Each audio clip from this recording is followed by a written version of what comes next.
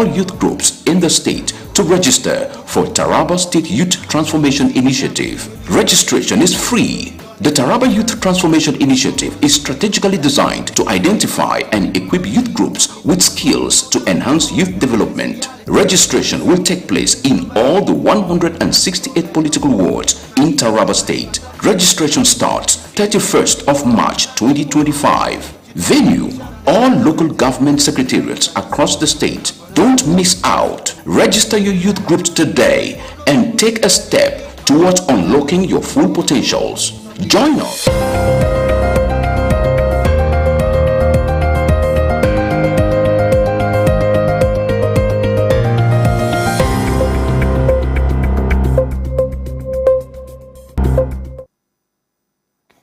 Yes, good evening, Nigeria.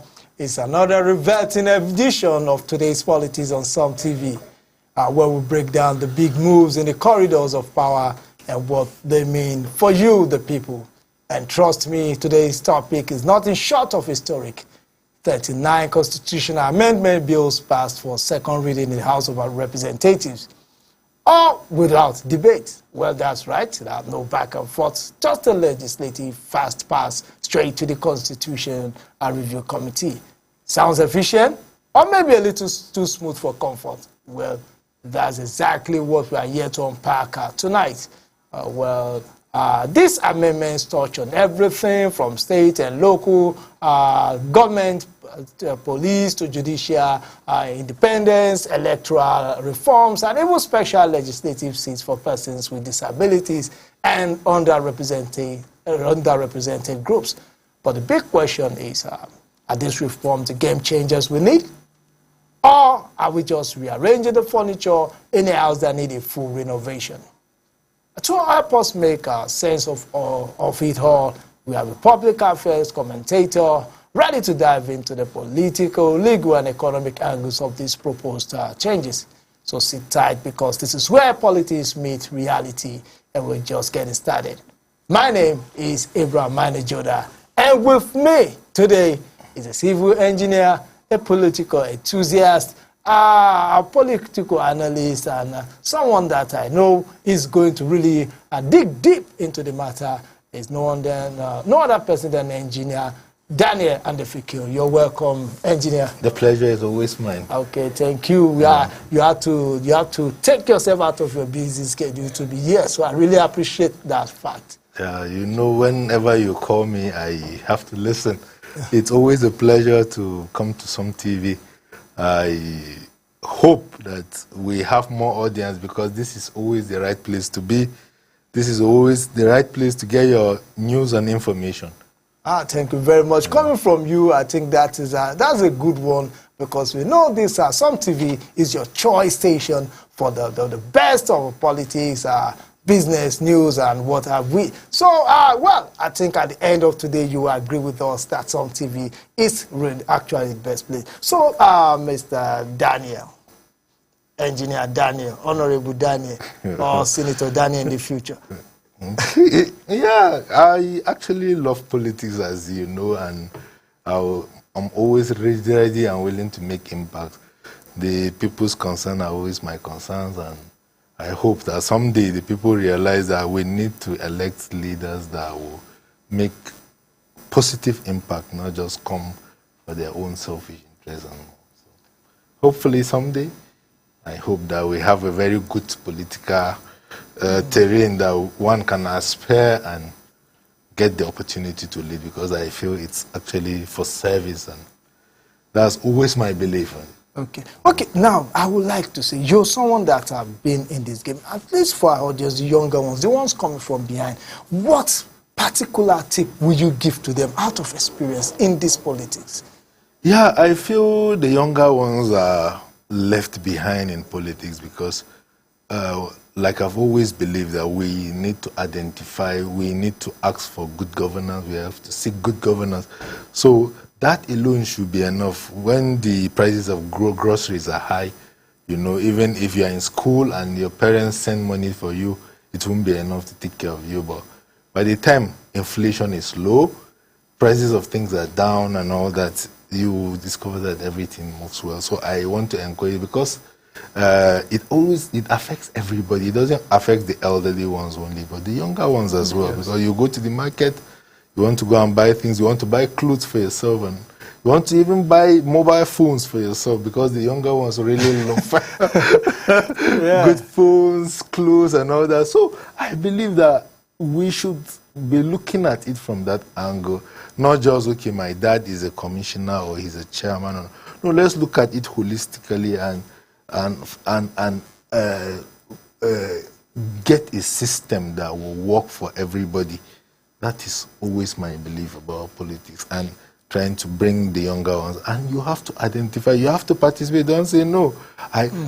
Participation is politics. The numbers matters in politics. So I hope and pray that the younger ones will always find time to say, okay, let me reflect, let me even read about politics. Politics relates to good governance. So we want good governance, we want power, we don't want to stay in accommodation that we have just 2-3 hours of power and all that. So pipe-borne water, so these common social amenities, this is what they should be looking out for. So I believe that if our younger ones will actually be looking at it from that angle, it's better for everybody. Thank you very much. Yeah. I think you've given a very, very valid advice to the younger ones. They should look at it beyond the fact that I'm still young, I have nothing to do with politics. Yeah. You're actually the reason why these policies have been made, so you should participate in those who formulate these politics. Now, this now brings us to the issue of constitutional amendment. Yesterday, the House of Reps has passed 39 constitutional amendment bills for a second reading. And then we'll look at these bills, 39. I know we may not be able to cover everything, but there are some key issues that we will discuss. Now, let us look at the first bill here, a bill for general elections to the office of the president, state governors, national assemblies, state house of assemblies, local government area councils should be conducted simultaneously on the same day. Now, this is a proposal, one of the bills, that all elections should be conducted. You know the way it is conducted now, the presidential and the National Assembly are conducted one day, and probably a week or two later, the State House of Assembly and the governorship. Then the local government is conducted just at the time that any their tenure elapsed, or before any at the discretion of the governor or whatever it is. So do you think this will solve the issue of election manipulation, rigging, and all those issues that have to do with conducting election in Nigeria? Yeah, I've always been an advocate of elections to be conducted on one day, because I feel if we have elections on one day, manipulation might not be much, because if you look at what we have today, the federal election, that's the presidential and national assemblies on the same day. Then afterwards, the governors. When we have a president already everything seemed to tilt towards the winner of the presidential election. That's his party. So I've always had that concern. I am actually happy about it, and I'm happy about the fact that it will definitely save cost. You know, if we have elections, all the elections in one day, it will be better than having the elections on 2 days. So that is just how I look at it.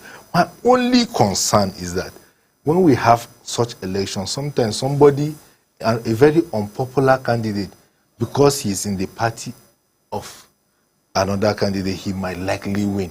You understand? So yes, because somebody would, instead of saying, let me vote Labour Party here, then PDP here, then APC here, he will just vote PDP or APC. So somebody that might not be popular, or might not be even good, may not deliver dividends of democracy, will just hide under that umbrella. And just scale through. So this is just my major concern. If not, when you look at the logistics, the funds that are involved in conducting election, I'm a believer that elections should actually be conducted in one day. So I feel it's a good bill if we can actually have a good recruiting system, and people will be aware of the candidates individually, so that when you are voting, you are not just voting for PDP top to bottom, or you are voting for APC top to bottom.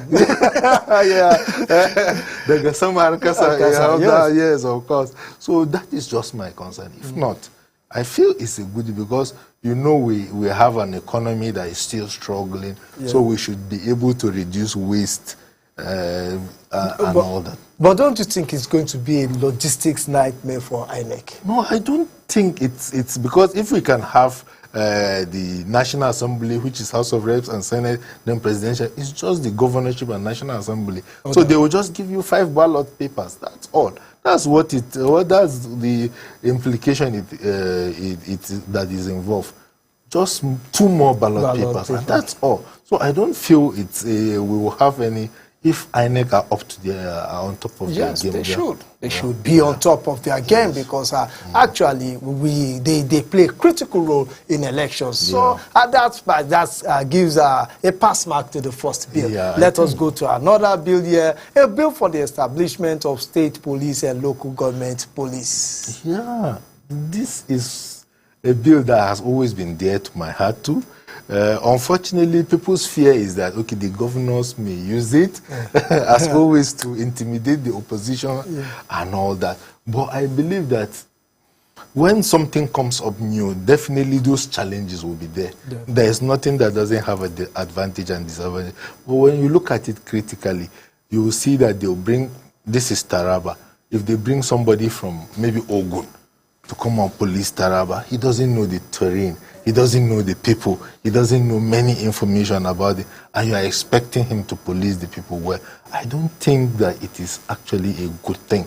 So it's always good to have people domesticated here. Yeah, you could actually bring in a few, but majority should be people from this because they understand the culture, they know the people, they understand the system, and they can actually operate better than just bringing a stranger to this particular. Yeah, and even if you look at it, most of the states now have some form of vigilante or marshals. So we are gradually even tilting towards we have. Because if you look at, in the southwest, you have the Amotekun, and Lagos State has the neighborhood watch. Even Rivers, I think they have there. When you go to the south, you see that they have one from in Taraba here. We have the Taraba marshals. You understand? So I think it is long overdue. We are scared of starting a ball. One way or the other, we cannot shy away from it because the security challenges we are having has been overwhelming. And the priority of any government, a sensible government, is the security and welfare of the people. So I think government should focus. And I think it's a good thing. Yeah, it has its disadvantages, but we have to start from somewhere. Yes, just like you say, we're long overdue for the security architecture of Nigeria to be rejigged because we can see what we have now isn't working perfectly. So in this case, it is broke, so we should fix it. Of course. Now, please move to another bill, a bill to establish the FCT House of Assembly. Is the FCT gradually turning to the 37th state? Yeah, with this kind of bill, obviously, it is already tilting towards that. Maybe I feel they want to, because the minister of FCT most times is not somebody from the FCT. So they bring, so I feel the people now are feeling as if, why not us have representative? We have local government chairman and all that, but and all that, but let's do it this way so that we too will be represented. We have more of our people in government and all that. So I am not, because I've always been an advocate of reducing the size of government. I don't really want a bogus government because it brings about waste in government, because by the time you increase bureaucracy, waste coming, logistics, you have to buy cars, the guy have to have security and all that. But if we are buoyant enough, everything lies on the resources that will be available for the people.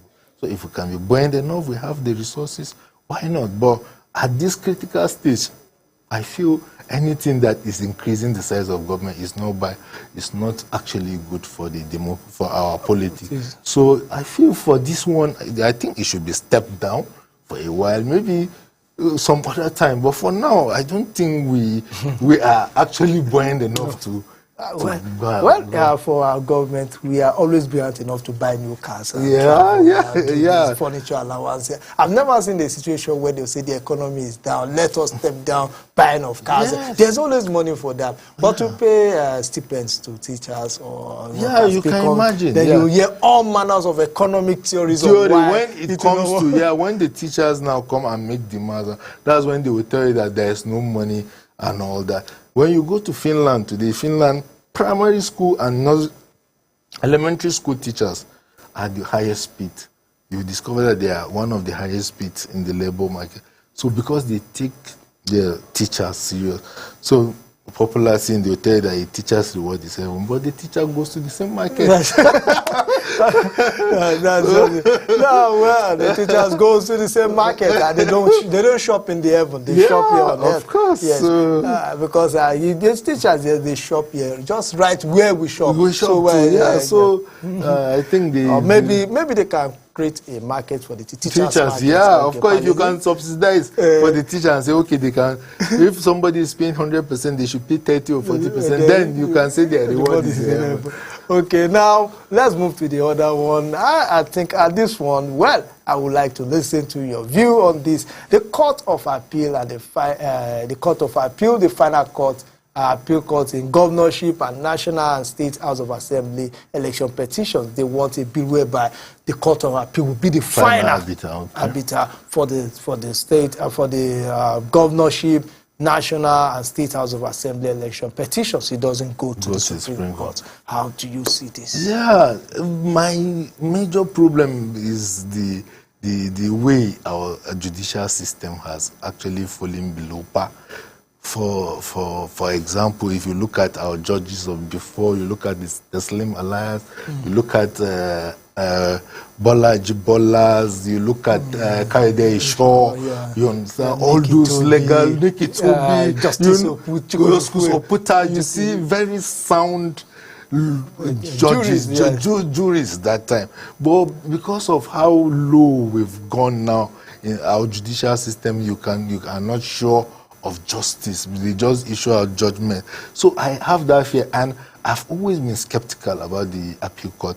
I might have reservation about the High Court, but when it comes to the appeal court, no, I can't say I trust them. So for this, I feel it should still go all up to the apex court, because it might be strenuous. Actually, it can actually stop there, but when you are not sure of it, most times they give bad judgment. Then when you go to the Supreme Court, they make amends. And so I don't think it is actually good to just stop these things here, because sometimes when it goes up there, because of their experience, the time they have spent on the bench and all that, they actually tend to tilt towards the appeal court. No. Okay, it's a no for me. That's for us. Now, moving to something that if it has been done, now we may not have issues of PDP as it stands. A bill to provide for compulsory resignation of national and state executive members of political parties seeking elective government positions. Now, I can see, we've seen the two sides of it. We've seen a situation whereby in Taraba State, the state party chairman contested for elections. And he won the election, and until he was sworn in, he didn't step down. But it was from the PDP constitution. It shows that yes, I think section 47 of the PDP constitution say you may resign. Resign to go and contest. So it is not, but before that it was you shall resign. It was to may resign. And that is why the present governor of Taraba State was able to contest without him resigning, because it's an option that he may resign or not resign. Now this now brings to the issue of Senator Anyanwu, who also had to go and contest for Imo State governorship. Election, and he's coming back. Now, some of the conditions given before was that he has gone to contest, is no longer the national secretary. If we had this bill that makes it compulsory for all parties, I think we wouldn't even be talking about that. The moment you seek for elective posts, automatically your position becomes nullified. So do you think this works, or the parties should decide with their constitutions? No, I think this would strengthen democracy, this is a very, very important bill because you cannot eat your cake and have it. If you want to contest for an elective position, you go and contest and resign. You can't be sitting on the same seat and you are still looking for. So is it that you are telling the people that you are not actually ready to go there, or you are being skeptical and all that? So I strongly believe that if you really want to go and serve the people, go all out. And you have to Are you saying that I can't hold the orange and also no, you can't. No. If you want to hold orange, take the orange. If you want apple, go for the apple. But you can't be holding orange because somebody there wish that he has just orange. He's okay with orange, and you want to deprive him of the orange, and you still go for no. I don't think it's actually wise, and it is not good for our politics.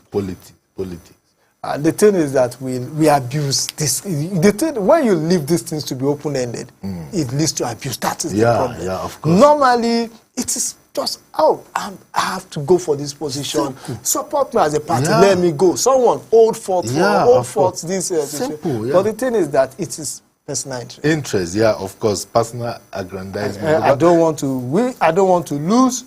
So I put my stake on two teams. If this one doesn't work.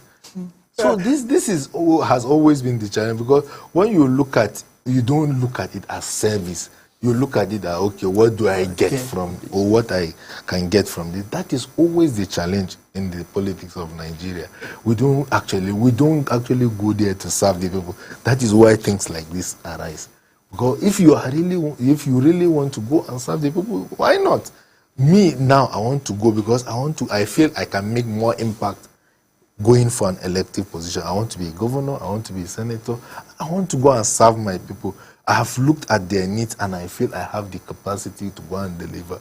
So, but by the time you start being skeptical, you are looking at it from the angle that if I go now, if I don't get it, what happens to me? You see, that's where the problem comes. So I feel that our elected leaders have to learn a lot. And I feel this is a good bill, because sometimes the parties will just do their shenanigans, but if it is embedded in the constitution, you know that if you are going, they are all going. We are going. Yeah. Yes. So. Okay, yes. Now this is also another one. Okay, I know this will be quite interesting to you. A bill to provide for the determination of all appeals arising from election petition tribunals prior to swearing in of President-elect, Vice President-elect, Governor-elect, Deputy Governor-elect, members-elect of the National and State Assembly. So this bill will provide that there must be a determination of all appeals before they are sworn in. I think this is one of the most beautiful bills, just like you said. Well, I know where you're coming from. Yeah, okay. Of course. I have always advocated for that, because, sometimes, even if the president or the governor or whoever on seat doesn't want to influence some of these judges, but by the reason that he's there, they just feel, how will we do something against the wishes and caprice of the, you understand? So this is just so good. I've always wanted such bill. I've always been an advocate. Do you think our judiciary, the way it has the capacity to handle this thousands of petitions? They can. These things are not. We have a constitution. We have a guiding book that guides us on how to go about. It's just for you to go to the relevant sections of those constitutions. If it's section 1, if it's section 150 or whatever, you just go there and pick it. So it's just the problem is that some of these judges would like to just change this, do this, but when somebody is not there, he has just been elected, but he has not been sworn in, and you have a case, the person can easily decide and do the right thing. But when somebody is already the president, he'll be like, how do I do then? Those calls, those people who come and his village people, you have to do this, so we have to please you understand. But when the person is not there, you can just close your eyes. The symbol of justice is a woman, her eyes is closed, and she has a way, a skill, balance, and all that. So I feel that if we have such bill, I think we are good to go. It will actually deepen democracy. Well, that is that marks that for us. Yeah. I think you've only turned down 2 of the bills. Yeah, of you course, marked so the others. Or are you sure? Are you not one of the authors of these bills? Because I know you are you're very concerned about their constitutional amendment. Yeah. Probably maybe you sponsored some of these bills. I wish I could. I actually hope that I would have been in one of the public hearings and all that, but I couldn't actually make it. But hopefully, subsequently, maybe next year, if they're doing some other amendments. Or 2027, you may even be the one possibly. Okay, now this is another interesting one. A bill to vest the INEC with the power to conduct local government area council election. INEC. Yeah, I think there was a time just a few years ago that INEC were conducting, because before the individual, the state independent started conducting, and you agree with me that when those local government chairmen we had, they were very sound, they were more robust. You will see footprints of their activities in individual local government. But now these are people that are mostly selected by their governors and all that. So everything they want to do, if any small money enters, they will run to the ground and tell him that, okay, we have gotten so. You understand and all that. So I believe if INEC, though it's not like INEC is 100%, but at least I think it's better, because when you have INEC conduct the election rather than a state independent electoral commission that is controlled by the state governor and all that, you see. After election, PDP wins, all local government chairmen, all councillors, all everything. Who does that? Then in that state, you see that maybe 2 or 3 of the senators are in APC or they're in Labour Party. So how come? Who are those people that voted for Labour Party during the National Assembly election, but during the local government election, then it is the party of the governor? So I think, and I've always believed that opposition is actually good for democracy. Just imagine everything flies and all that. So by the time we have maybe, like for example in Taraba, we have 16 local governments, 10 are PDP, 3 Labour Party, 3 APC. You actually see a little bit of competition even among the local government. Okay, I want to do this for my people, I want to do that. But when you have it all in one direction, everybody will relax and the people suffer. Yes, exactly. When there's no competition, people tend to relax, and we've seen it. So now let me move to another bill here, a bill to act to alter the Constitution of the Federal Republic of Nigeria 1999 as altered to provide special seats for the physically challenged persons in Nigeria's federal, state, and local government area legislative houses, as in special seats for them. And it is another bill that is related, a bill for an act to alter the Constitution of the Federal Republic of Nigeria 1999 as amended to provide 6 special seats for special interest groups in the House of Representatives. There's a need to provide special representations for them in the House. Do you think they need this special representation? I don't really believe in that. If you look at the United States of America, the governor of Texas, Greg Abbott, a Republican, is on wheelchair.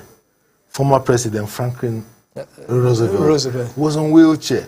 So there was no special seat for them.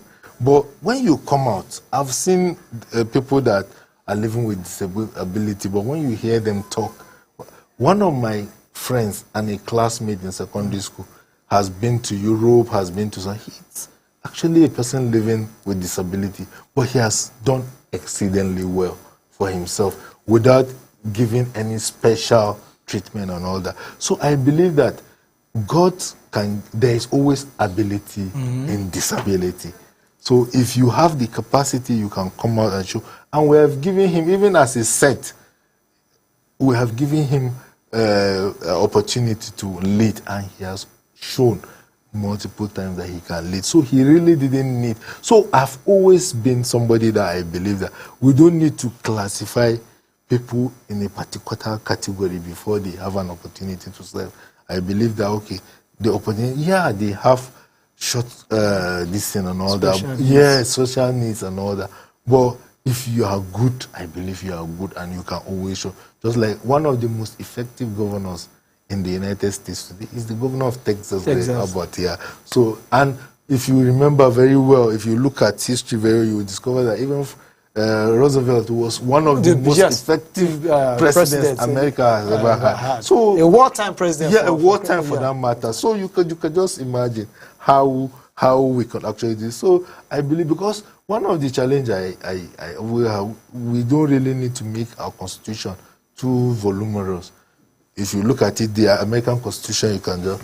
Britain don't even have a written constitution. Yeah, exactly. So sometimes, because if they give you the constitution, if you start reading, you even get confused. Everything you want. So there are things that are just common sense. So I just believe that we shouldn't.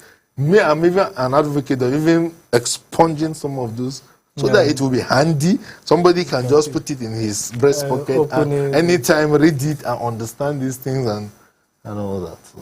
Okay, now let's go to another bill. Here we say a bill to expand the number of justices of the Supreme Court, enhance service efficiency and timely dispensation of justice, improve citizens' access to justice and conform with federal character principle. Now, is there a need to expand the number of justices of the Supreme Court? Yeah, I even think that we have too many justices at that Supreme Court.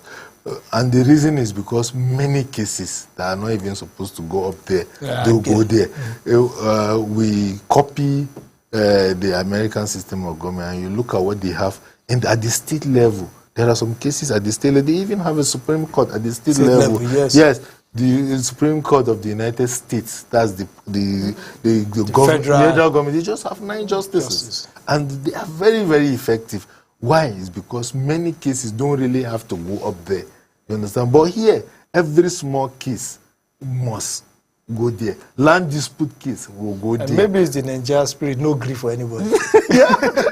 No, definitely. Because sometimes some of these things are just common sense and sensical that you could actually just sit down and say, okay, let's just resolve it without even going up there. But when you overburden the Supreme Court, you see, that's why things like this are coming up. So I feel if they really want to work on this, we can actually have we just have a high court in the state. We can go and have a appeal court, Supreme Court. So some of these cases will just go through this process and end here.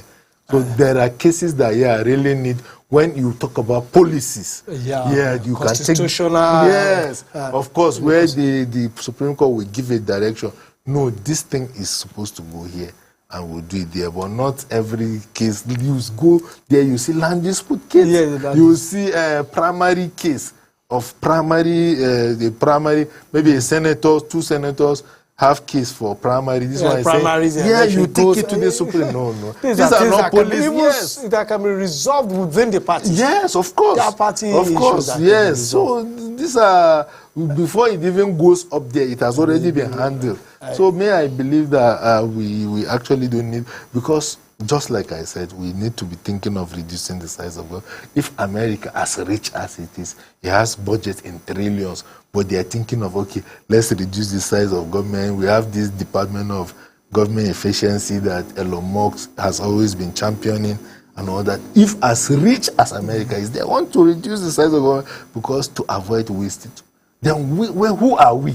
That we are living in borrowed money. Maybe because our culture, Americans, they believe in nuclear family. We believe in extended family. So maybe why they want to slim down, have one child, we want to have the large child. Well, I don't know why we always want to increase our. And we'll keep saying there's no money, but we'd love to always increase. I think our viewers, we've had some discussions. Now, it's a community, and we want to bring you in. So very soon, the phone numbers will be displayed on the screen of the TV. And when that number comes in, you can call in and join in the conversation with our engineer, Daniel, and Rima and Fikir.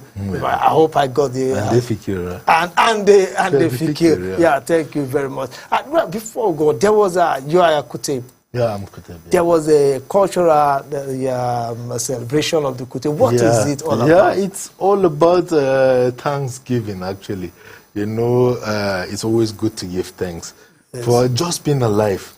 Okay. It's enough to give thanks. And you know the farming season will soon start. And even before it starts, you want to thank God in advance to give you a very good harvest and all that. So the Kuteb people just want to thank God for everything, for the gift of life, for the gift of family, for the gift of the harvest, that farming season that is going to come up and all that. Despite all the challenges, you are alive, you're breathing, you're healthy, you can dance. I think it's enough reason to thank God.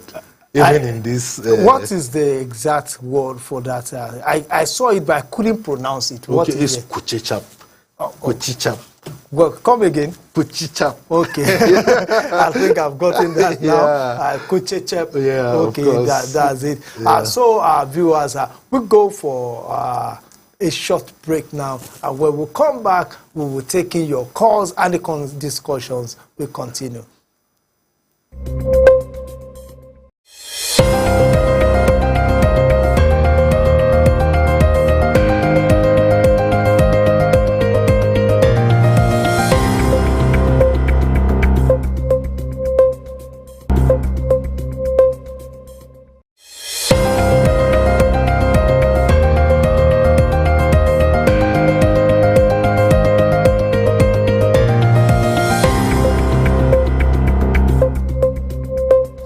To both individuals and group of people. The kind of services we render depends on the needs in which our customers wishes for us to offer. Either wedding, conferences, ambulance services or car hire services, we ensure that we give you the very best of service.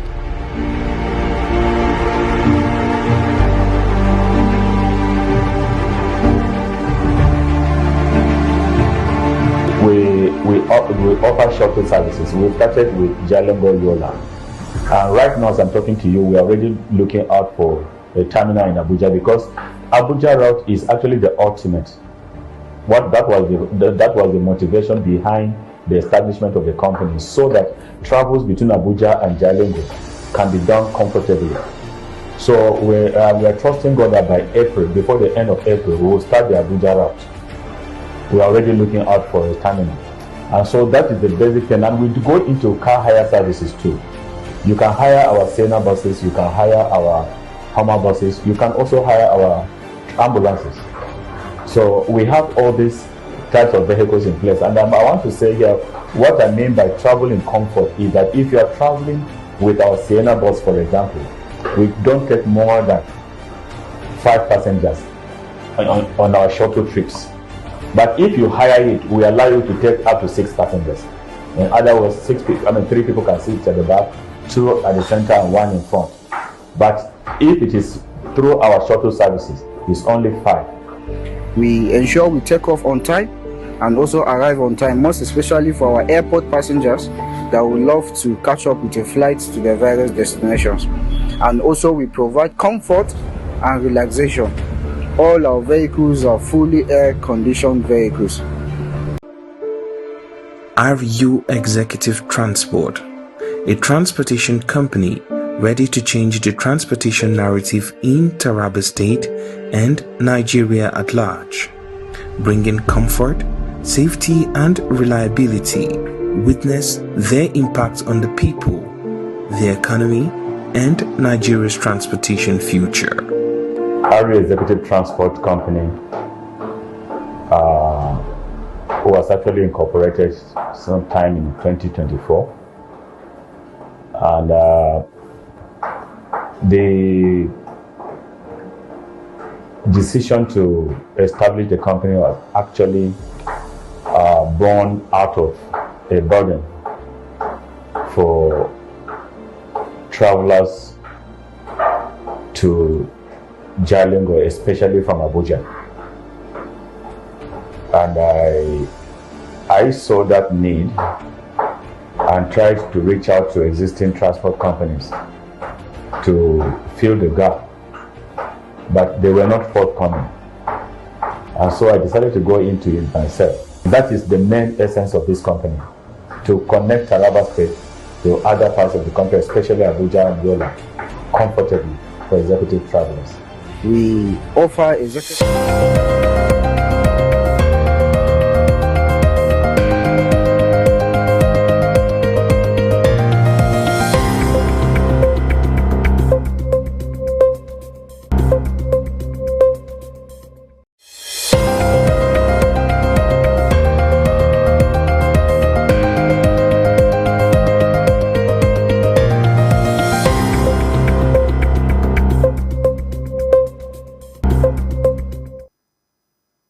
Yes, welcome back to today's Politics on Sun TV.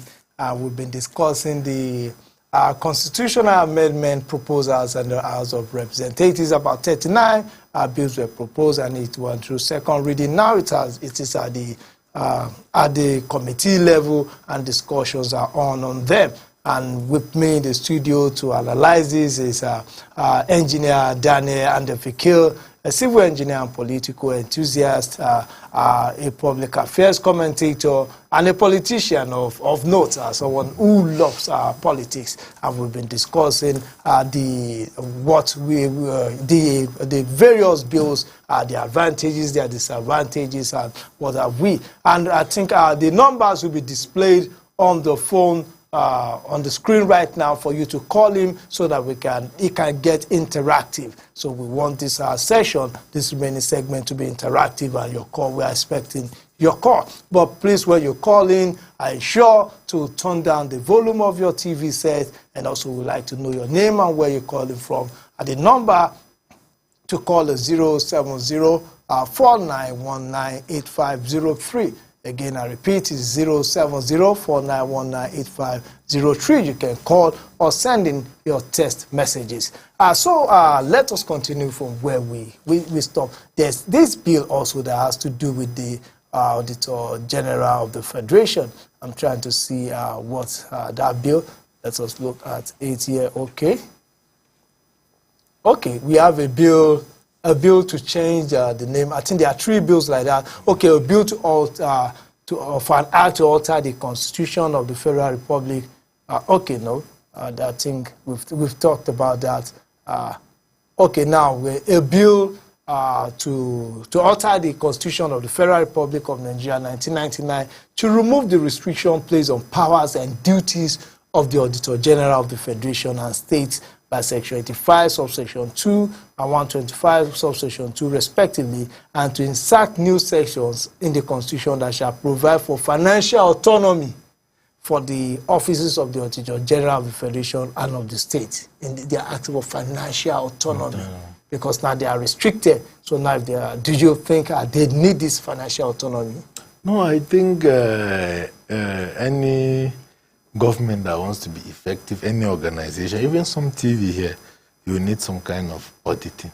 So anything that will encourage proper auditing, I'm always for it, because people take advantage of the positions they have and all that. So the office of the Auditor General has always been very, very dear to me, very, very critical department that, okay, you need proper check and balance.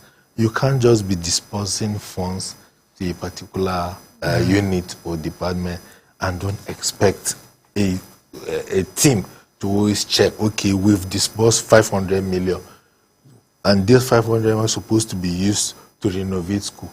Was it renovated? Were the equipment used for those things up to standard and all that? How long will it last? And all that. So I've always been an advocate for that, and I think financial autonomy for them is good, because when they need the resources from the government, maybe federal government or state government, they will dance to the tune of the government. Because when you don't have resources to even carry out, you can't send your team to actually go and do all those work. You see, they will always be starved of funds and they won't be effective. So I believe that financial autonomy for them is actually good. Okay, yeah. I think I also believe so, because you can deliberately starve them of this funds so that they don't get to do what they are meant to do. Yeah. So autonomy is good, and I think autonomy is good for a lot of agencies like that, so that they can operate without being pulled by the powers that be. I think that's also a good one. And there's a bill here to establish and empower the Political Parties Registration and Regulatory Commission to register, regulate, and monitor the organization and operation of political parties. They want to establish political parties registration and regulatory commission so that they will be the ones to register, regulate. I think that job is being done by INEC. Yeah, that job is being done by INEC. Just so like we've always said, there is no need. This bill is just a no-no for me, because the government need to allow these political parties to do things their way. In as much as some of them do some kind of excesses that people don't like, but the government shouldn't interfere. We are not in those era where, if you remember some years ago when General Sani Abacha was the president, he created some political parties. He wanted to control those parties and all that. We shouldn't go back to those dark ages. I think our politics, our democracy has evolved, and we should allow independence of all those parties.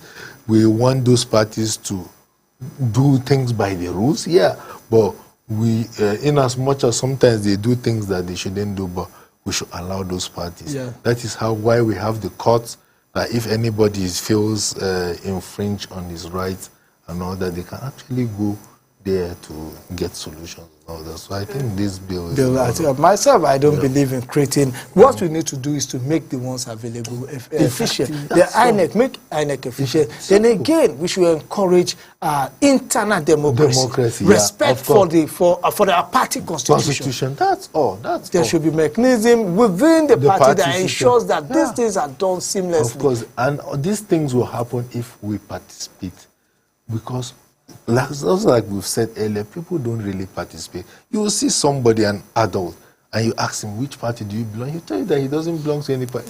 This is a no-no. It will say, it is a no-no. Identify with a particular party, and if you have the mind to serve, you go there and make him. But don't just stay aloof and expect things to go bad.